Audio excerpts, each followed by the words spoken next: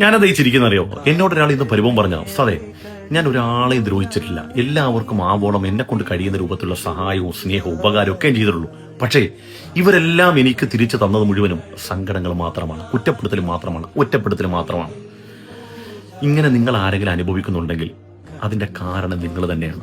എന്താണെന്നറിയോ, നിങ്ങളൊരാളെ സ്നേഹിക്കുമ്പോൾ, നിങ്ങളൊരാൾക്ക് ഉപകാരം ചെയ്യുമ്പോൾ അതുപോലെ അവരിൽ നിന്ന് തിരിച്ചു കിട്ടുമെന്ന് ഒരിക്കലും പ്രതീക്ഷിക്കരുത്. പിന്നെന്ത് വേണം, എന്റെ റബ്ബ് എനിക്കിതിന് പ്രതിഫലം തരുന്നു, എന്നാൽ ഭയങ്കര ഹാപ്പി ആയിരിക്കും. നിങ്ങൾ വല്ലാതെ സ്നേഹിക്കുകയും സഹായിക്കുകയൊക്കെ ചെയ്ത ആളുകൾ എന്തെങ്കിലും നിങ്ങളെ തള്ളിപ്പറയുന്ന സമയത്ത് നിങ്ങൾക്ക് ശരിക്കും മെന്റലി വല്ലാത്തൊരു പ്രയാസമായിരിക്കും. കാരണം അറിയോ, ഞാൻ ഇങ്ങനെയൊക്കെ ചെയ്തിട്ടും എനിക്ക് ഇവൻ തിരിച്ച്, അതേ സമയത്ത് ഇത് ചെയ്യുന്ന സമയത്ത് ഞാൻ ഈ ചെയ്യുന്നതിന്റെ ഉപകാരം എന്തെങ്കിലും റബ്ബ് ഏതെങ്കിലും വഴി എനിക്ക് തരുമെന്ന് വിചാരിച്ചാൽ അൽഹംദുലില്ലാ, നമ്മൾ മനസ്സംതൃപ്തിയോട് ജീവിക്കാൻ കഴിയും. അതങ്ങനെ തന്നെയാണ്.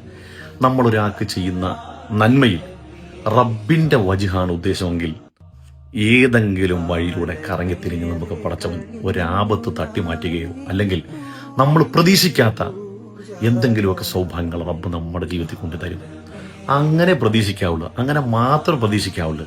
അല്ലാതെ അങ്ങോട്ട് ജനങ്ങൾക്ക് കൊടുത്തതൊക്കെ ഇങ്ങോട്ട് തിരിച്ചു കിട്ടണമെന്ന് വിചാരിച്ചാൽ ഒരുപാട് കരയേണ്ടി വരും.